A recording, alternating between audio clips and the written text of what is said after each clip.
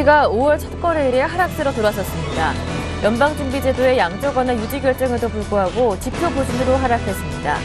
중국의 제조업 경기 지표가 예상치에 못 미친 것으로 나온 가운데 미국의 민간 고용과 제조업 지표가 부진한 모습을 보이며 악재로 작용했습니다.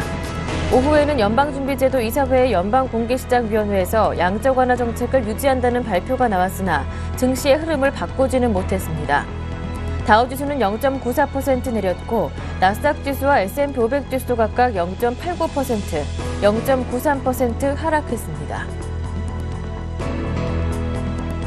유럽 증시는 프랑스, 독일 증시가 노동절로 휴장한 가운데 영국 증시는 상승으로 마감했습니다. 영국의 제조업 경기가 개선세를 보인 것이 호재로 작용했습니다. 또 이날 미국 연방준비제도의 공개시장위원회와 하루 뒤 열리는 유럽중앙은행 통화정책회의에 대한 기대감도 작용했습니다. 영국은 0.2% 상승하면서 조정 하루 만에 소폭 반등했습니다.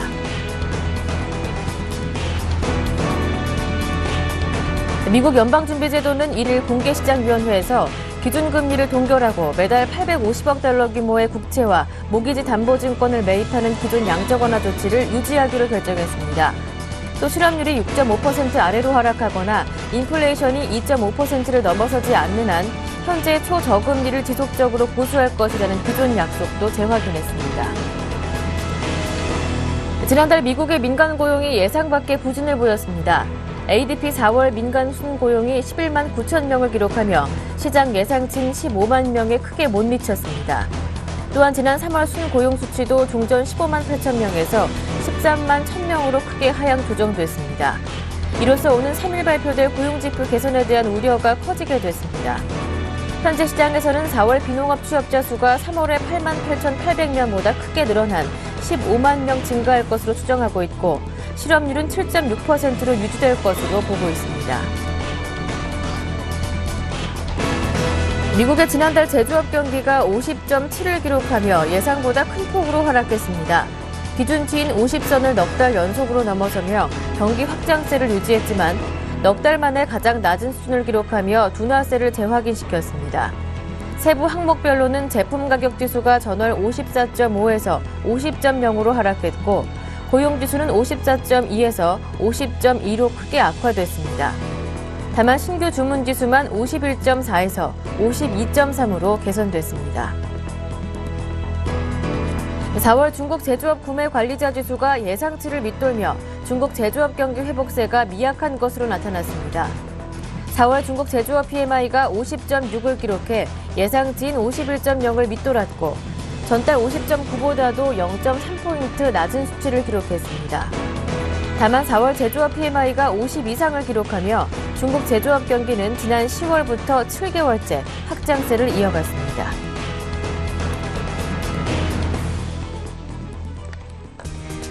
안녕하세요. 굿모닝 대박예감 김보람입니다. 이제 5월 증시가 오늘부터 본격적으로 시작됩니다. 지난 4월의 마지막 거래일 코스피는 1960을 회복하며 마무리가 됐는데요.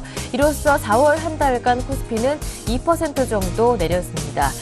코스닥은 마지막 거래일에 소폭 내리는 모습을 보여줬긴 했지만 4월 한 달간 월간 기준으로 본다면 1.5% 정도 올랐는데요.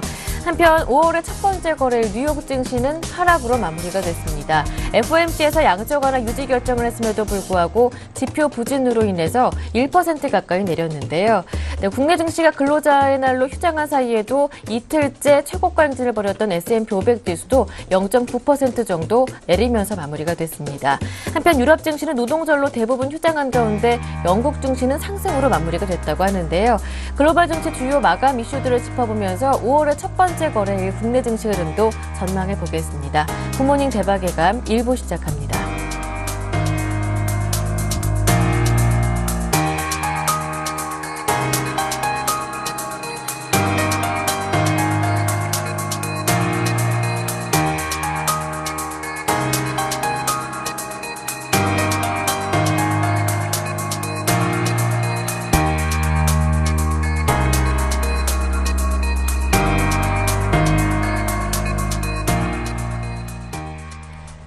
네, 글로벌 증시 주요 이슈를 짚어보겠습니다. 레이크쇼어 인베스터스의 이현민 이사님과 함께합니다. 안녕하세요. 안녕하십니까.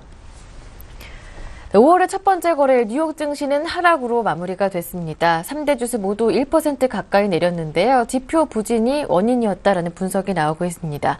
한편 유럽 증시는 대부분 노동절로 휴장을 한 가운데 영국 증시만 개장이 됐었는 상승으로 마무리가 됐었는데요. 자세한 내용들 짚어보겠습니다. 그렇습니다. 오늘 뉴욕 증시는 3대 지수 모두 하락했는데요. 1% 가까운 하락을 보였습니다. 역시 앵커께서 모두에서 지적하신 대로 경기 지표가 좋지 않았습니다. 오늘 발표된 4월 ISM 제조업 지수도 예상치를 하회한 50.7로 발표가 됐고요. 3월 건설 지출도 전월 대비 1.7%나 하락이 됐습니다. 4월 ADP 민간 고용도 11만 9천 명 증가에 그쳐서 부진세가 계속 이어졌습니다. 오늘 다우지수는 14,700 정도에서 마무리가 됐는데요. 0.94%가 하락이 됐습니다. 나스닥은 0.89%가 하락한 3,299로 마감을 했고 S&P 500 지수도 0.93%가 하락한 1,582로 마감을 했습니다. 3대 지수 모두 1% 가까운 하락폭을 기록을 했습니다. 또한 그 중국의 제조업 관리자 지수 PMI 지수가 좋지 않게 발표된 1일 날 발표된 내용도 부진세에 어느 정도 그 악재성 요인으로 작용이 됐습니다. 오늘 연준이 양적 완화 카드 이런 부분을 유지하겠다라고 얘기를 했지만 불안한 모습을 그대로 시장에서 노정했다고 보겠습니다. 유럽 증시는 노동자의 날로 독일과 프랑스 증시가 휴장을 했고요. 영국 지수만이 0.2% 강보합권에 머물렀는데요. 영국의 4월 제조업 지표가 49.8로 3월 48.6보다 0.2% 개선된 것이 영국 지수를 강보합세로 유지시킨 내용이라고 보겠습니다. 네. 연준이 이틀간 열린 공개시장위원회에서 재정정책에 따른 성장 제약을 우려하면서 부양 기조를 유지하겠다고 밝혔는데요. 그렇습니다. 그 경기 판단과 관련된 내용은 지난번 연방공개시장위원회의 그 움직임과 특별한 문구 변화는 없었습니다. 경기가 현재의 추세, 점진적 상승 추세를 유지하고 있다. moderate라는 단어를 그대로 사용을 했습니다. 따라서 개선세가 완만하다는 modest라는 문구보다는 현재까지 미국의 경기 판단을 그대로 현재 유지하고 있는 것으로 볼 수가 있겠습니다. 기준금리도 제로 수준 정도를 유지한다는 내용이 그대로 담겼고요. 이틀간의 FOMC 회의 이번에는 이제 공개적인 기자회견이 없었기 때문에 원문을 그대로 이제 반영하는 그런 내용이라고 볼 수가 있겠습니다. 이번 회의에서 새롭게 들어간 문구가 있는데요. 고용시장 여건과 인플레이션의 움직임에 따라서 향후 자산 매입 규모를 조정할 수 있다라는 내용이 들어갔습니다. 이는 많은 그 연준 지역 연방은행 총재들이 양적 완화 규모를 줄여야 된다. 또는 더 늘려야 된다. 이런 불협화음이 많았는데요. 이런 내용을 적절하게 융통성 있게 가져갈 수 있다라는 문구가 이번에 새롭게 들어갔습니다. 이는 자세히 들여다보면 이제까지의 양적 완화 기조가 이제는 출구 전략을 준비하는 내용으로도 읽힐 수 있다는 점에서 매우 시사적인 내용이라고 보겠습니다. 한편 물가 수준은 안정돼 있다라는 견해는 그대로였고요. 고용 불안에 대한 경계는 여전했었는데요. 그렇습니다. 물가와 관련된 문제는 가장 중요한 지표임에도 불구하고 아직까지는 연준이 그리 큰 신경을 쓸 필요성은 없다라는 것이 현재의 관측입니다. 현 물가 수준, 연준의 중기 목표치인 2% 수준 밑에서 현재까지는 유지되고 있다라고 밝히고 있습니다. 일시적인 에너지 가격의 변동, 특히 이제 휘발유 가격의 높낮이로 인해서 장기 물가 전망에 영향력이 좀 있겠지만 아직까지는 충분히 제어할 수 있다라는 내용을 내놨습니다. 특히 이제 저희가 관심을 갖고 있는 것은 4월 노동부가 발표한 고용보고서 내용을 잠깐 인용을 해드리겠는데요. 노동부는 고용보고서에서 지난 3월에 경제활동 참여율이 크게 떨어진 것이 네. 젊은 구직자의 구직 포기나 구직 활동 감소도 있겠지만 베이비 부머의 은퇴 영향도 이에 많이 작용하고 있다라는 점을 들었습니다. 이런 점은 뉴욕 증시에는 다소 호재성 재료라고 볼 수가 있겠고요. 다시 연준의 내용으로 돌아가서 물가와 관련된 내용은 그대로 현재 안정된 수치가 그대로 유지된다라고 반영이 됐고요. 기업의 설비 투자, 가계의 소비 이런 부분은 아직까지는 건전하다는 추세를 그대로 인용을 했습니다. 이번 그 연방공개시장위원회에서 반대표, 양쪽 하나의 반대표를 던진 위원은 캔자스시티의 에스더 조지 총재인데요. 지난달에도 반대표를 던졌고 이번 회의에서도 반대표를 던졌습니다. 총 12명의 연준의 투표에서 양쪽 완화 카드에 홀로 반대표를 던졌다라고 보겠습니다. 네, 말씀해 주셨던 것처럼 연준의 양적 완화 프로그램 향후 경기 판단에 따라 변화할 수 있다라고 밝혔음에도 일단 당분간은 지속하겠다라고 뜻을 밝혔어요. 그렇습니다. 아직까지는 네. 그 연준이 바라보는 미 경기의 그 전망이라든지 예. 이런 부분을 아직까지는 그대로 유지한다라고 보겠습니다. 그렇지만 최근 발표되고 있는 오늘 새벽에도 앞서 말씀을 드렸는데요. 제조업 지표라든지 소비의 그 주춤거리는 추세 이런 내용들은 다음번 연방공개시장위원회에서 충분히 논의될 수 있는 내용이라고 볼 수가 있겠습니다. 미국의 대표적인 경제 채널에서 최근 그 여론조사를 실시를 했는데요. 양적 완화 카드는 내년까지는 유지될 수 있을 것이다라는 것이 대다수 의견이었습니다. 그렇지만 이번 연방공개시장위원회에서 경기 판단에 따라서 양적 완화의 그 규모를 융통성 있게 축소 또는 확대할 수 있다라는 내용이 들어간 것은 앞서 말씀드린 대로 이제는 서서히 연준도 출구 전략을 마련한다라는 의미로 해석이 되고 있습니다. 이런 내용들은 뉴욕 증시에 앞으로 향후에도 미칠 수 있는 영향이 크다는 점에서 향후 심리적인 변화에도 조금 더 투자자들이 관심을 가져야 될 대목이라고 보겠습니다. 예. 네, 중국이 1일 발표했던 제조업 PMI가 예상치를 밑도는 수준을 성적을 공개했다고 하던데요. 이 내용 이어서 한번 짚어보겠습니다. 그렇습니다. 어제 이제 근로자의 날로 네. 우리 증시가 쉬었는데요. 어제 이제 중국의 제조업 구매 관리자 지수 PMI 지표가 발표가 됐습니다. 매월 1일 날 예비치를 발표를 하는데요. 4월 제조업 구매 관리자 지수의 국가통계국이 발표한 내용은 50.6으로 발표가 됐습니다. 시장 예상치 50.7을 소폭 하회를 했고 최근 7개월여 그 경기 확장 기준 50을 웃도는 수치지만 최근 움직임으로는 크게 올라서지 못하는 그런 흐름으로 나타나고 있습니다. 앞서 발표됐던 예비치죠. HSBC PMI 4월 지수도 50.5로 발표가 이미 됐었습니다. 이번 국가통계국이 발표한 수치가 50.6이니까요. 별 차이가 없다라고 볼 수가 있겠습니다. 이렇게 별 차이가 없다는 것은 국가통계국이 발표하는 이른바 대기업과 국영기업, 그 다음에 HSBC PMI가 조사하는 작은 기업과 소기업의 그 수출 온도차, 편차들이 크지 않다라고 볼 수가 있겠고요. 따라서 2분기 때 경기가 상당폭 회복될 것이다라는 연초 전망은 당분간 좀 교정이 필요하지 않나 이렇게 볼 수가 있겠습니다. 네. 네, 세부 항목별로의 흐름은 역시 수출 신규 주문 내역이 여전히 부진한 모습을 보였었죠. 그렇습니다. 예. 뭐 수출의 그 주문 지수 네. 이런 부분을 저희가 이제 잘 들여다 봐야 될 부분인데요. 이 내용이 경기 확장 기준인 50은 웃돌고 있지만 지난달보다도 크게 떨어지는 내용을 보이고 있습니다. 4월 PMI 지수의 신규 주문 세부 항목을 보면 이번 4월달 수치는 51.7로 발표가 됐습니다. 3월에 52.3 대비해서도 많이 떨어진 부분인데요.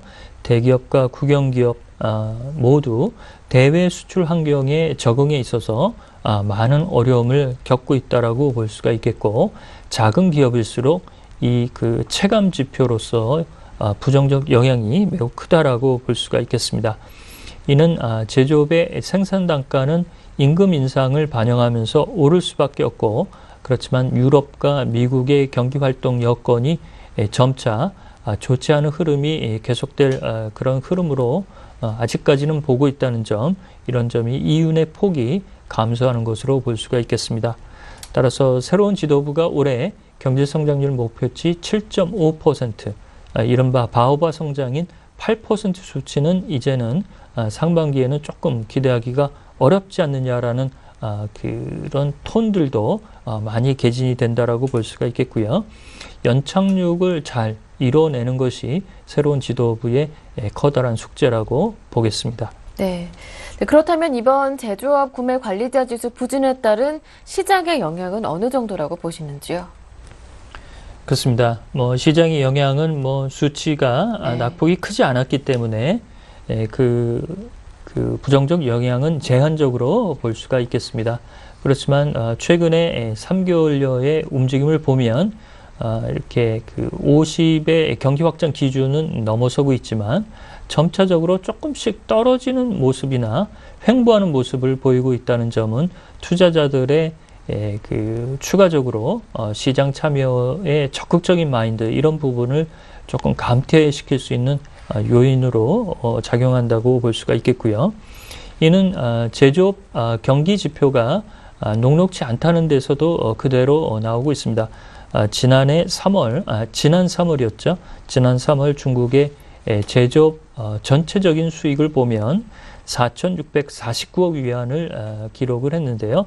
하나로 환산하면 약 83조 6,820억 정도를 거양을 했습니다.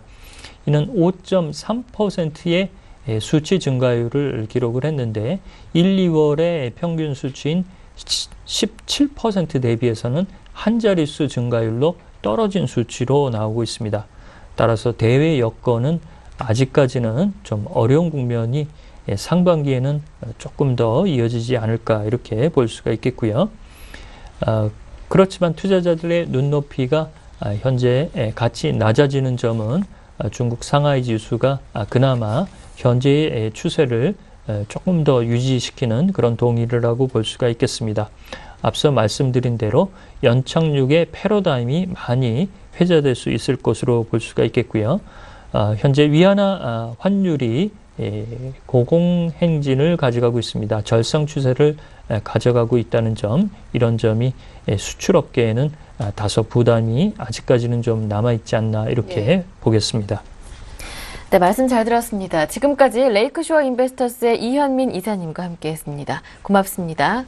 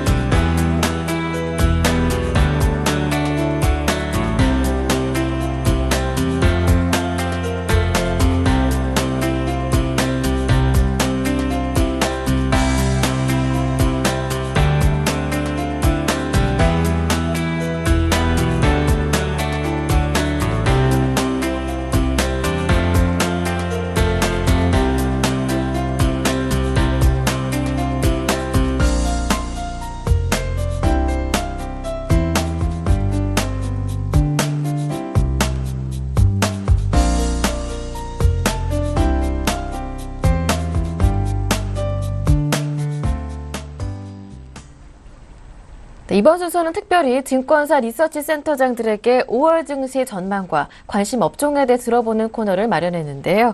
오늘은 현대증권 오성진 리서치 센터장의 의견을 들어보겠습니다.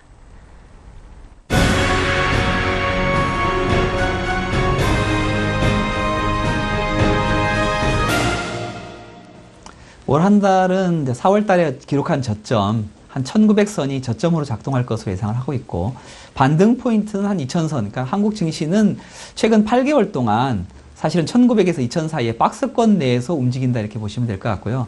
특별하게 5월이라고 해서 이와 같은 흐름에서 벗어날 가능성은 없다 이렇게 보고 있습니다. 상단이 저해되는 요인은 결국 2분기 실적에 대한 개선 기대감이 여전히 낮은 상태고요. 미국 같은 경우 시퀘스트가 본격화됨에 따라서 그에 대한 글로벌 전체에 대한 그림 자체가 그게 썩 좋지 않은 상황이다 이렇게 보시면 되겠습니다. 하단 같은 경우에는 결국 PBR 1배가 1850포인트에 놓여 있기 때문에 하단 자체도 견고하게 특별하게 리스크가 확대되지 않는 한 지켜질 것이다 라는 이러한 요인이 작동할 것이기 때문에 5월달 장은 1900에서 2000 사이의 박스권으로 예상을 하고 있습니다.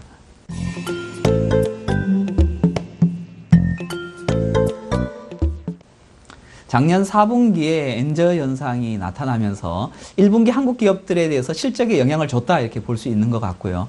여전히 2분기까지도 엔저에 따른 한국 기업들에 대한 실적 둔화 우려감은 높은 상황입니다. 그렇지 이제 100엔이라는 것이 일단 심리적인 마지노선으로 작동을 할 것으로 보여지는데요.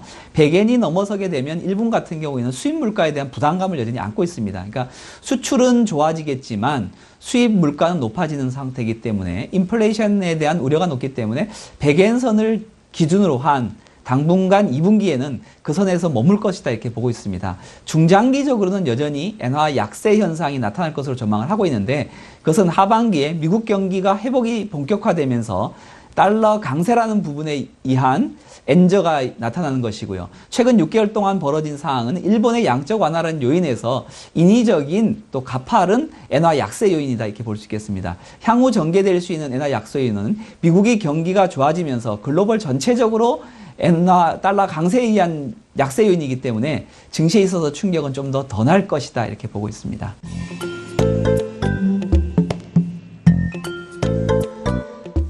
수출주 같은 경우에는 아무래도 일본과 경쟁하는 품목이 피해를 보는 상황인데요. 일본과 경쟁 관계에 가장 높게 나타나는 것이 사실은 자동차입니다. 자동차 같은 경우에는 일본 업체들의 선전과 한국 업체들의 부진 현상이 당분간 2분기에도 그 틀에서 벗어나기는 힘든 상황이다 이렇게 보고 있고요. 미국 경기가 확연하게 좋아지게 된다고 하면 엔저를 극복하고 충분히 매출 증가로 나타날 수 있는 거이기 때문에 하반기를 기대하자 이렇게 볼 수 있겠습니다. IT 같은 경우에는 일본과 경쟁 관계가 상당히 떨어져 있는 상태에서 독자적인 기술력을 갖고 좋아지는 상황이기 때문에 큰 무리 없이 여전히 기술력에 의한 결국 이익 창출은 이어질 것으로 이렇게 보고 있습니다. 또 하나의 산업재해에 해당되는 조선이라든가 건설, 기계, 화학 같은 경우는 여전히 상당히 좀 부진한 업황 부진에 대한 영향이 수출 기업들에 영향을 줄 것으로 보고 있습니다.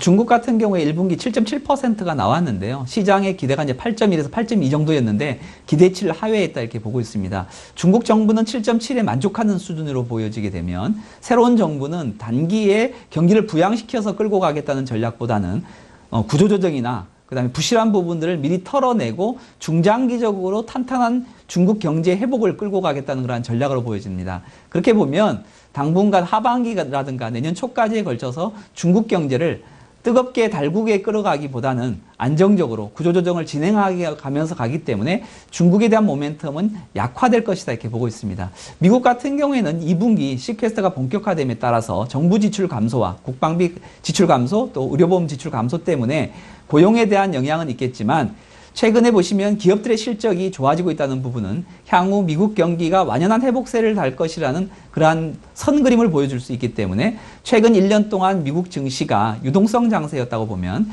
향후에 전개될 수 있는 장은 실적 장세로 넘어간다 이렇게 보여집니다. 그래서 경제 지표도 좋아지고 기업 실적도 개선되는 그러한 그림이 2013년 하반기에 나타날 것으로 보고 있습니다.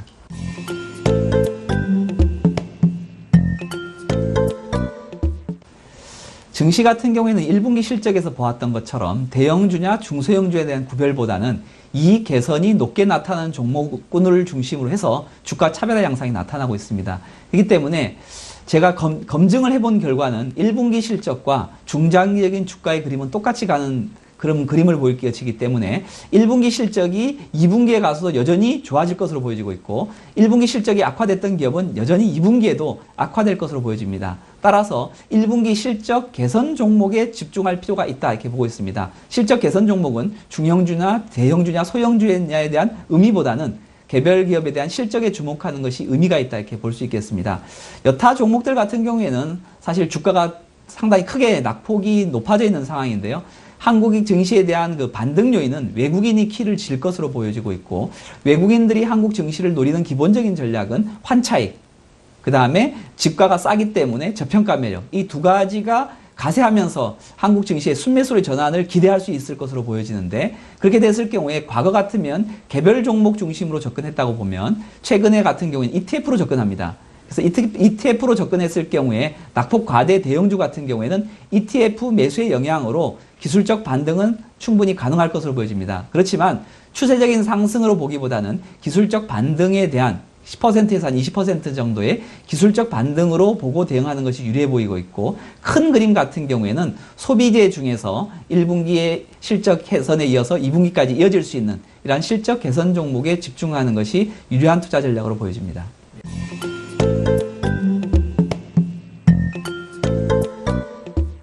글로벌 전체적으로 경기 회복을 끌고 가는 핵심 화두는 소비재입니다. 미국도 역시 고용 회복에 의한 소비고요. 중국 같은 경우에도 1인당 GDP 5,000불 시대를 열면서 소비입니다. 아시안 국가들도 역시 소비 향상을 주도하고 있고 한국 경제 같은 경우에도 추경 예산을 통한 소비 시장의 확대에 주목하고 있습니다. 그렇게 본다 보면 큰 컨셉은 소비주에 주목하는 것이 유리할 것이다 이렇게 보고 있고요. 반대로 투자 같은 경우에는 상당히 좀 시들 것이다 이렇게 보고 있거든요. 그러니까 경기 회복의 포인트가 과거 같으면 투자에 정부가 주도했다고 보면 최근 같은 경우에 소비에 올인하고 있는 상황이기 때문에 투자주 같은 경우에는 기술적 반등으로 접근하는 것이 유리해 보이고 기본적인 철학은 소비주에서 실적 개선으로 가는 소비주에 집중하자는 전략을 제시해드리고 싶습니다.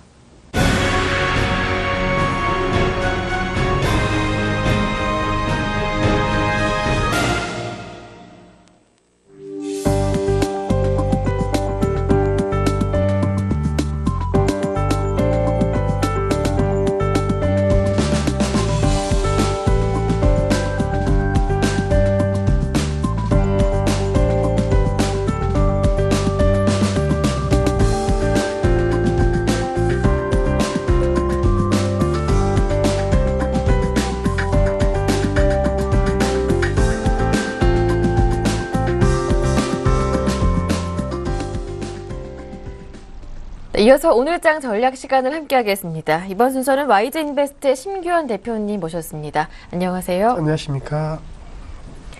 네, 먼저 지난주 화요일 국내 증시 어떻게 마무리가 됐는지 확인을 해보겠습니다. 네, 코스피는 1960선을 회복하면서 마무리가 됐습니다. 외국인들이 팔지 않는 가운데 기관들이 3,500억 원 정도 매수하는 움직임을 보였는데요. 코스닥도 장 초반에 570에 닿았다가 560을 지키는 수준에서 하락으로 마무리가 됐습니다. 특징 업종들 그리고 특징 종목들 어떠한 흐름을 보였는지 자세하게 확인해 보겠습니다. 네, 뭐 전체적으로 코스피 같은 경우에는 1.2%대 상승 흐름으로 마감을 하였습니다. 장중 계속적으로 상승세가 늘어나는 그런 모습 보이면서 투자 심리가 약간은 쏠려갔다라고 정리해 드릴 수가 있겠고 수급적인 측면에 있어서는 외국인과 기관의 동반수 매수세가 들어왔다라는 것, 특히나 외국인들에 대한 어느 정도 매수 전환에 대한 기대감이 높아짐에 따라 갖고 대형주 중심 장세가 약간의 연출이 되었다라고 정리해 드릴 수가 있겠습니다.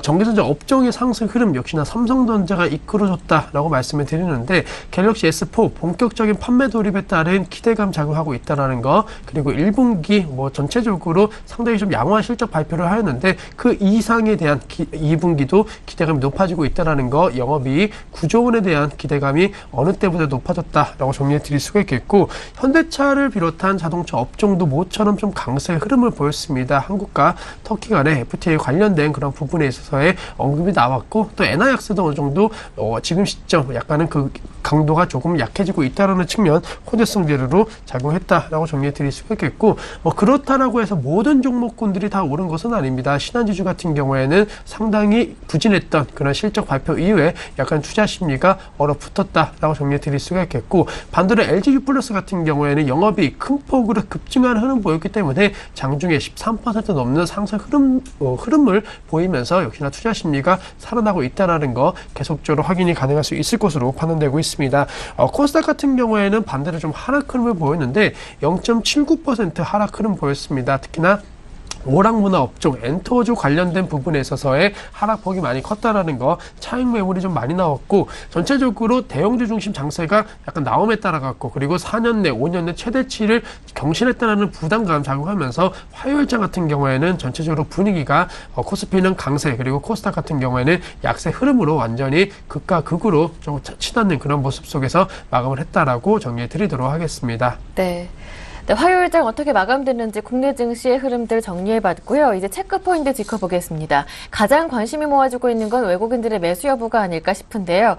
3월, 4월 지난 2달 동안 외국인들이 5조 4천억 원을 팔았다고 합니다. 네, 그런 가운데 지난 화요일에는 팔지 않는 흐름, 한 300억 원 정도 소폭 매수를 하는 흐름을 보여줬었는데요. 어떻습니까? 네, 우선은 화요일장 같은 경우에는 310억 원대 매수를 해줬습니다. 하지만은 전체적으로 4월달 들어서는 역시나 매도세가 상당히 강했던 그런 한 달이 라고 정리해 드릴 수가 있겠고 지금 20이라든가 이런 곳에서 계속적으로 유동성에 대한 공급 기대감은 그 어느 때보다 높아지고 있기 때문에 외국인들 조심스럽게 5월달 같은 경우에는 약간은 순매수 전환되지 않을까라고 정리해 드릴 수가 있겠고 해외 시장에 있어서의 유동성이 계속적으로 공급이 되는지가 중요할 것으로 판단되고 있습니다. 아무래도 경제적인 펀더멘탈 아직까지는 그렇게 크게 개선되고 있지는 않지만은 증시만 놓고 봤을 때 돈의 힘으로 다시 한번 올라갈 수 있는지가 환경이 형성되는지 체크해보자라고 정리해 드릴 수가 있겠고 무엇보다도 지수 자체적으로 올라가기 위해서는 실적이 부진했던 그리고 실적이 안 좋았던 업황과 종목 위주로 얼마만큼 반등세가 나오냐가 상당히 중요할 것으로 판단되고 있습니다. 따라서 강세장으로 가고 그리고 지수가 의미 있는 상승을 하기 위해서는 실적 부진 관련된 종목군들이 어느 정도 투자 심리가 살아나야 된다는 거 체크하실 필요 있지 않을까라고 말씀드리도록 하겠습니다. 예, 이렇게 해서 오늘 장은 체크포인트 짚어봤고요.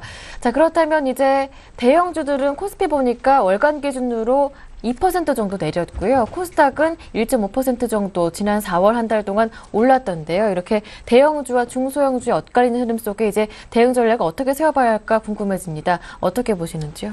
네, 우선 결론적으로는 단기적으로는 좀 대형주 그리고 중장기적으로는 아직까지는 중소형주다라고 말씀드릴 수가 있겠습니다. 대형주 장세의 흐름이 지금 시점 기대감이 많이 높아지고 있지만은 아직까지는 지금 시점 대차 상승에 대한 기대감이 대형주로는 크지는 않을 것으로 판단되고 있고 전체적으로 신정부 출범에 따라 갖고 여러 가지 규제 리스크가 나오고 있기 때문에 대기업들의 큰 폭의 이익 성장이 되기에는 좀 약간 어려울 것으로 판단된다라는 점 꼭 기억을 하자. 하지만은 최근에 수급 상황만 놓고 봤을 때에는 대형주 좀 싸다라는 인식이 외국인과 기관 중심으로 해서 들어오고 있기 때문에 단기적인 트레이딩 관점 전략에 있어서는 중소형주가 아닌 대형주 쪽으로 관심을 갖자라고 정리해 드릴 수가 있겠고 중장기적인 관점에 있어서는 아직까지는 중소형주가 상당히 유리할 것으로 판단되고 있습니다. 이 개선폭이 상당히 지금 빨라지고 있는 종목군들이 상당히 많다는 거 신고가 경신하고 있는 종목군 중에서 그런 흐름을 많이 보이고 있는데 2분기 그리고 3분기까지는 최대한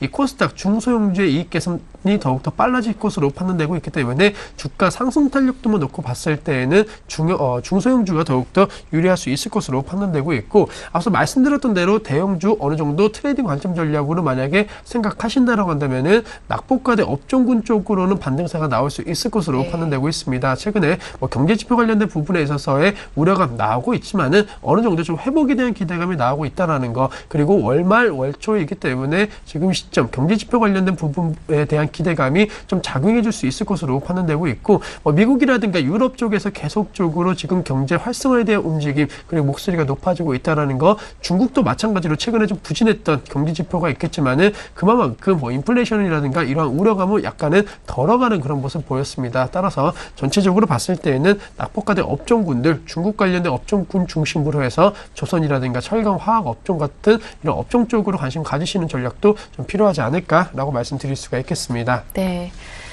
대형주 중심으로는 단기적인 트레이딩을 말씀해 주셨습니다. 일단 대형주 중심 낙폭 과대주로 단기적인 트레이딩 말씀해 주셨고요. 중소형주는 최소한 2분기, 3분기까지 이익 개선 모멘텀이 있기 때문에 중장기적으로 들고 가보자 말씀해 주셨는데요. 네, 그렇다면 오늘의 관심 종목은 낙폭 과대 대형주인가요? 아니면 중장기적으로 들고 갈 중소형주인가요? 네, 우선 뭐 일주일간의 수익성만 놓고 봤을 때는 네. 역시나 낙폭 과대 대형주 쪽으로 말씀을 드리려고 네. 하고 있고, 역시나 대한항공에 대해서 이번 주는 조금 더 기술적 반등이 나올 가능성이 높을 것으로 판단되고 있습니다. 지난주 같은 경우에도 좀 반등세가 이어졌다라는 거, 3만 원대에 대한 지금 확실한 지지 라인은 형성이 되었다라는 것을 좀 한 번쯤 생각해 보실 필요 있지 않을까라고 정리해 드릴 수가 있겠고, 화요일장 종가가 35,300원이었습니다. 따라서 35,000원대라고 한다면 충분히 지금 시점 가격적인 메리트가 다시 한번 부각될 수 있을 것으로 판단되고 있고, 뭐 전체적으로 아시겠지만은 엔화 약세에 대한 기조 계속적으로 이어지고 있지만은 그 가속도가 약간은 지금 줄어들었다라는 것이 대한항공에 있어서는 호재성 재료로 작용할 수 있을 것으로 판단되고 있고, 일본 관광객 수요 감소에 따른 우려감 나오고 있지만은 최근에 중국이라든가 동남아시아 이쪽에서의 관광객들이 계속적으로 늘어나고 있기 때문에 뭐 그러한 우려감은 약간은 지금 시점 완화되고 있다는 거 기억을 하자라고 정리해 드릴 수가 있겠고, 수급적인 측면을 놓고 봤을 때에도 화요일장 외국인과 기관 동반 순매수가 비교적 좀 강하게 들어왔습니다. 물론 아직까지는 이 추세가 기조로 변화된다라고 보기는 어렵지만 어쨌든 간에 그동안 외국인과 기관 동반 매도세에 따른 수급 악화가 계속적으로 나오는데, 이제는 어느 정도 한 단락 좀 되지 어느 정도 정리가 된 것이 아닌가라는 점을 꼭 기억을 해보자라고 말씀드리면서, 35,000원대에 만약에 매수하신다라고 한다면은 36,500원대까지의 단기 상승 가능성을 염두를 하시는 전략이 필요할 수 있을 것으로 판단되고 있고, 다만 33,000원만 이탈된다라고 한다면은, 만약에 이 가격대가 이탈된다라고 한다면 다시 한번 52주 신저가 부분까지 내려갈 가능성이 높을 것으로 판단되고 있습니다. 33,000원이 이탈됐다. 그만큼 2분기 그리고 3분기에 대한 실적 악화 우려감이 주가에 그대로 반영되고 있다는 측면을 한 번쯤 생각해 보실 필요 있지 않을까라고 정리해드리면서, 목표가는 36,500원이지만은 분명한 거 손절가 33,000원 꼭 기억을 하시면서 이 종목을 대응 전략 짜실 필요가 있다라고 정리해드리도록 하겠습니다. 네, 오늘 단기적인 대응 종목으로 대한항공 말씀해 주시면서 손절가 준수라는 말씀까지 당부하셨습니다. 매수 가격은 35,000원이었고요. 목표 가격은 36,500원인데요. 이제 오늘부터 5월 증시가 시작하게 됩니다. 5월 증시 어떻게 전망하시는지 궁금한데요. 앞서 말씀해 주시기를 외국인들의 바이코리아 여부 확인해보자 하셨는데, 3, 4월 2달 동안 5조 4천억 원을 팔았다고 합니다. 이제 외국인들의 매수 기대해봐도 좋을까요? 네, 우선 뭐 조심스럽게 아무래도 말씀해 주셨던 대로 많이 팔았기 때문에 이제는 좀 어느 정도 사주지 않을까라고 좀 말씀드릴 수가 있겠습니다. 물론 5월달 같은 경우에는 과거 사례 계속적으로 큰 폭의 좀 하락세를 보였다라는 우려감 나오고 있지만은, 오히려 그러한 우려감이 나올 때 조금은 역발상적인 투자 전략이 필요하다라고 정리해 드릴 수가 있겠고, 국내 증시에 있어서 삼성전자의 영향력은 상당히 큽니다. 따라서 삼성전자의 호실적이 기대가 되냐 안 되냐가 상당히 중요할 것으로 판단되고 있는데, 개인적으로 최소한 5월달까지는 삼성전자의 경쟁력이 계속적으로 부각될 수 있다는 거, 삼성전자가 우리 증시를 이끌어줄 수 있을 것으로 판단되고 있고, 삼성전자를 필두로 해서 그 파생적인 효과가 상당히 좀 클 것으로 판단되고 있습니다. 따라서 코스피 같은 경우에는 1980포인트대, 그리고 코스닥 같은 경우에는 575선까지 이 삼성전자와 관련된 업종과 종목 위주로 상승세가 나올 가능성 높을 것으로 판단되고 있기 때문에, 뭐 우려가 크지만은 어쨌든 간에 5월 증시 약간은 코스피, 코스닥 양시장 모두 한 번쯤은 기대해봐도 좋지 않을까라고 말씀드리면서, 4월 중하순 이상의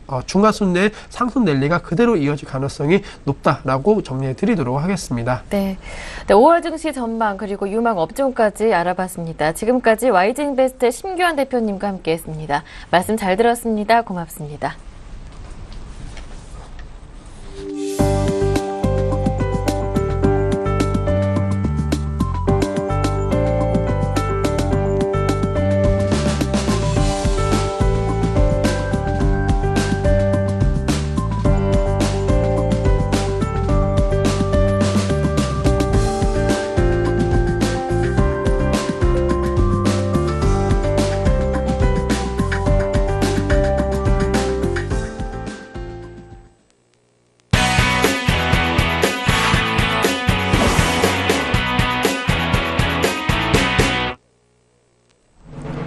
(5월 2일) 목요일 이슈앤이슈 주요 소식입니다.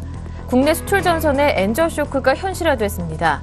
엔저의 영향이 본격화되면서 우리 수출이 사실상 감소세로 돌아섰습니다.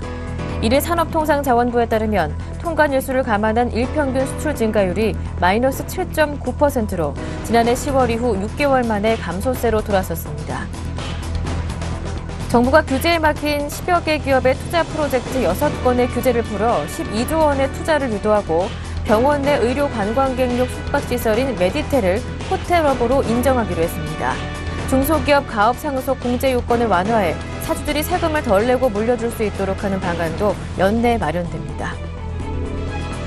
소비자 물가 상승률이 6달째 1%대를 기록하며 안정세를 보였습니다. 통계청이 1일 발표한 소비자 물가 동향에 따르면 4월 소비자 물가는 지난해 같은 달보다 1.2% 상승했습니다. 불황에도 불구하고 올해 들어 해외로 떠나는 관광객이 대폭 늘어난 것으로 나타났습니다. 이를 한국문화관광연구원의 3월 관광동향 분석에 따르면 올해 1월부터 3월 해외 관광객은 372만 4,653명으로 작년 동기 대비 10.5% 증가한 것으로 집계됐습니다.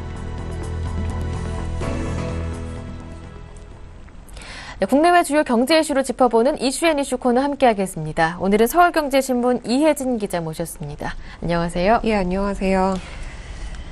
네, 엔저가 지난해 하반기부터 우리 시장에 이어지면서 우리 경제에 미칠 악영향에 대한 우려가 커졌는데요. 사실상 숫자로 드러난 것은 크지 않았습니다. 경상수지도 꾸준하게 흑자를 유지해오고 있었는데요. 하지만 이제 그 우려가 현실화될 기미를 보이고 있다고 합니다. 4월 수출 성적 어떻게 나왔습니까? 예, 우리나라 수출 전선에 엔저 쇼크가 현실화되고 있습니다. 지난달 수출이 사실상 정체 상태에 머문 가운데 일본으로의 수출은 감소세가 이어지고 있습니다. 산업통상자원부는 지난 4월 수출액이 462억 9천만 달러를 기록해 지난해 4월보다 0.4% 증가한 것으로 잠정 집계됐다고 어제 발표했습니다. 수입액은 437억 1천만 달러로 지난해 같은 달보다 0.5% 감소했습니다. 이에 따라 무역 수지는 15억 8,200만 달러 흑자를 기록해 지난해 2월부터 15개월 연속 흑자 기조를 유지하고 있습니다. 그러나 무역수지 흑자폭은 감소세로 돌아섰는데요. 지난 3월 무역수지 흑자에 비해서 약 20% 줄어든 7억 달러로 무역수지 흑자폭은 줄었습니다. 또 하루 평균 수출 증가액은 4월 7.9% 감소해 올 1월부터 이어지던 상승세가 꺾였습니다. 특히 엔저로 인한 수출 직격탄은 일본에 대한 수출 부문이 받았을 것으로 보이는데요. 업종별로의 성적 어떻게 달랐습니까? 예, 다른 주요국과의 교역에서는 흑자를 기록했지만 일본과의 교역에서는 큰 적자를 냈습니다. 미국, 중국과는 흑자를 유지했지만 일본과는 지난달 19억 3천만 달러 적자를 냈습니다. 대일본 수출은 약 11%가 줄었는데요. 2월과 3월에 이어 3개월 연속 두 자릿수 감소세가 이어졌습니다. 대미 수출은 2.1% 증가했고 EU로의 수출도 4.9% 늘어나 6개월 만에 증가세로 전환했습니다. 품목별로 살펴보면 앞조건 속에서도 총 수출 증가율을 견인한 것은 IT 제품이었습니다. IT 3대 품목인 무선통신기기와 반도체 그리고 LCD는 증가세를 이어갔습니다. 특히 LTE 스마트폰 수출 호조가 큰 역할을 했습니다. 석유화학도 현대오일뱅크, GS칼텍스 등이 신증설 장비 가동에 따른 공급 확대로 두 자릿수 수출 증가율을 기록했습니다. 그러나 우려되는 부분은 그동안 우리 수출을 이끌었던 주력 제품인 철강, 자동차, 기계류와 같이 일본 수출 경합도가 높은 품목들의 수출이 흔들리고 있다는 점인데요. 엔화 약세가 몰고 온 후폭풍이 상당히 매섭습니다.